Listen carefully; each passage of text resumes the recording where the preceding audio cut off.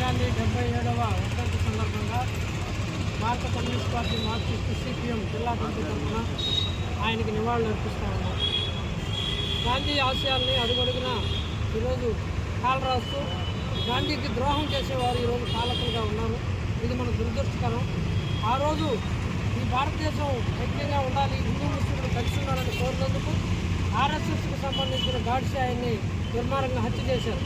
ఆ రోజు దాని మీద నిషేధం కూడా పెట్టారు. అందరూ భారతదేశం ప్రపంచమే ఆశ్చర్యపోయే విధంగా ఇది జరిగింది.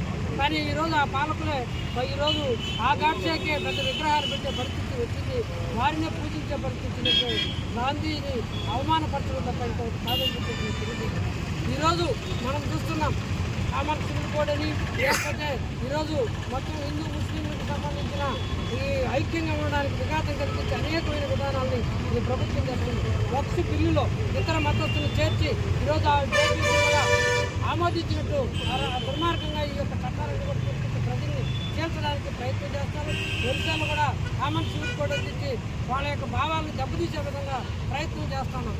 గాంధీ ఆ రోజు చెప్పారు, మనకు ఉత్పత్తి అవసరమే కానీ మన స్థానిక పరిస్థితులకు అనుగుణంగా మన జాతీయ పరిశ్రమలు అభివృద్ధి చేయాలని చెప్తుంటాం. కానీ ఈరోజు దానికి భిన్నంగా విదేశస్తులకి మొత్తం అప్పగిస్తూ మొత్తం మన విశాఖ స్టీల్ ఫ్యాక్టరీ కానించి ప్రతి ఒక్క పరిశ్రమని విదేశాలకు అప్పగిస్తూ ఈ దేశాల సంపదని సర్వనాశనం చేస్తున్నారు. అదానికి, అంబానీకి, విదేశీ కార్పొరేట్లకి అప్పగిస్తూ ఆ రకంగా ధ్వంసం చేస్తున్న పరిస్థితి, యువకులకు పూర్తిగా విలువలు చేస్తున్న పరిస్థితి చూస్తూ ఉన్నాం. ఆ రోజు గాంధీ చెప్పారు, హరిజనాన్ని పేరు పెట్టి ఈ యొక్క సామాజికంగా అంటరానితనానికి వ్యతిరేకంగా కృషి చేసిన మహోన్నతమైన వ్యక్తి ఆయన. అటువంటి దానికి ఈరోజు ఏం చేస్తున్నారు, దళితుల మీద చాలా తీవ్రమైన దాడులు చేస్తున్నారు. రాజ్యాంగాన్ని వారికి రక్షణ కల్పిస్తున్న రాజ్యాంగాన్ని ఎత్తేయాలని చూస్తున్నాం. ఆ రాజ్యాంగాన్ని మార్చేయాలా, మనువాదాన్ని తీసుకురావాలని చెప్పి చూస్తున్నాం. ఆ రకంగా ఈ దేశానికి ద్రోహం చేయడానికి చూస్తున్న వాళ్ళు ఉన్నారు. అందుకని మహాత్మా గాంధీకి మనం నివాళులు అర్పిస్తారంటే ఒక అర్హత ఉండాలి. బీజేపీ ఈరోజు అర్హత కోల్పోయింది, సర్వనాశనం చేస్తున్న పరిస్థితి ఉంది. మహాత్ముడిని హత్య చేసిన కిరాతకులుగా వాళ్ళు మిగిలిపోయారు. వీటిని యావత్ దేశం, ప్రపంచం గమనిస్తూ ఉంది. వీటన్నిటికీ వ్యతిరేకంగా నిలబడాలని సిపిఎం పార్టీ తెలియజేస్తూ మహాత్మా గాంధీ ఆశయాలు ఏవైతే ఉన్నాయో ఆ ఆశయాలకి కట్టుబడి పనిచేస్తుంది ఈరోజు సిపిఎం కమ్యూనిస్టులు మాత్రమే చెప్పేసి తెలియజేస్తూ నేను సందర్భంగా సిపిఎం పార్టీ తిరుపతి పట్టణ కమిటీ నివాళులు అర్పించడానికి రావడాన్ని అభినందిస్తూ ఉన్నాను. చాలా సంతోషకరమైనటువంటి విషయం. అదే సందర్భంలో ఇంతకుముందే ఇక్కడ కొంతమంది వచ్చి నివాళులు అర్పించిపోయినారు. ఎవరైతే మహాత్మా గాంధీని కిరాతకంగా హత్య చేశారో వాళ్ళ ప్రతినిధులు ఇక్కడికి వచ్చి గాంధీ గారికి జోహార్లు అర్పించడం అంటే ఇంతకంటే దుర్మార్గమైనటువంటి విషయం మరొకటి లేదు. ఈ గాంధీ విగ్రహం వెనకాలే ఒక ఇది రాస్తున్నారు. ఏమిటది? రఘుపతి రాఘవ రాజారాం, పతిత పావన సీతారాం, ఈశ్వర్ అల్లా తేరే నామ్, సబ్కా సమ్మతి తే భగవాన్. ఈశ్వర్ అల్లా తేరే నామ్, ఈశ్వరుడు అల్లా ఒకటే అని చెప్తున్నాను. ఇవాళ హిందూ ముస్లింలు అని విడదీసి విచ్ఛిన్నకరమైనటువంటి పద్ధతుల్లో దాడులు, హింసాకాండలు జరుపుతున్నటువంటి వాళ్ళు ఇవాళ గాంధీని గురించి మాట్లాడేటువంటి హక్కు, అర్హత లేదు.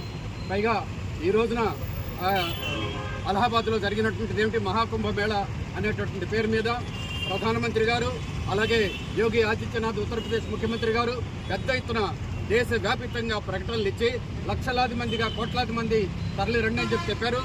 వచ్చారు భక్తులు, వాళ్ళని నమ్మి వాళ్ళకి అవసరమైనటువంటి ఏర్పాట్లు చేయడంలో ఘోరంగా విఫలమై 30 మందిని హత్య చేసింది నరేంద్ర మోడీను, యోగి ఆదిత్యనాథ్ తప్ప మరొకటి కాదు.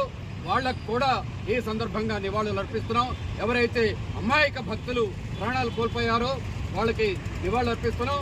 ఈ ఘటన సందర్భంగా పెద్ద ఎత్తున తరలించినటువంటి ప్రధాని నరేంద్ర మోడీ, అలాగే ఉత్తరప్రదేశ్ ముఖ్యమంత్రి యోగి ఆదిత్యనాథ్ ఏ మాత్రం నైపుణ్యంటే ప్రజల కొనుగోలు శక్తిని పెంచడానికి అవసరమైనటువంటి దేశీయ మార్కెట్ని పెంచాలని చెప్తున్నారు.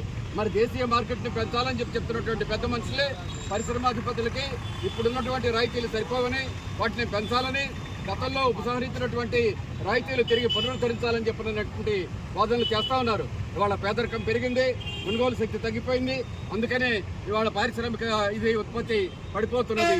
దీన్ని కాపాడాలనంటే ఇప్పుడు అనుసరిస్తున్నటువంటి విధానాలకి ప్రత్యామ్నాయంగా ప్రజానుకూలమైనటువంటి ప్రజల కొనుగోలు శక్తిని పెంచేటటువంటి విధంగా దేశీయ మార్కెట్ని పెంచాలి తప్ప పరిశ్రమాధిపతులకి ఇప్పుడున్నటువంటి దేశ సంపదను కూడా లూటీ చేసి ఈ దేశం యొక్క ఉత్పత్తిని పెంచడం సాధ్యం కాదు. అందువల్ల రాబోయే రోజుల్లో గాంధీ గారికి నివాళులు అర్పించడం అని చెప్పానంటే ఒకవైపున మత సామరస్యాన్ని మొత్తం దేశమంతా ఒకటే అని చెప్పిన నినాదాన్ని కాపాడడానికి, అదే సందర్భంలో ఈ దుర్మార్గమైనటువంటి సరళీకృత ఆర్థిక విధానాలకు వ్యతిరేకంగా, మూడవది సామాజిక న్యాయం కోసం రాబోయే రోజుల్లో పెద్ద ఎత్తున పోరాడటమే గాంధీ గారికి అర్పించేటటువంటి నిజమైనటువంటి నివాళని చెప్పి ఈ సందర్భంగా నేను విజ్ఞప్తి చేస్తున్నాను.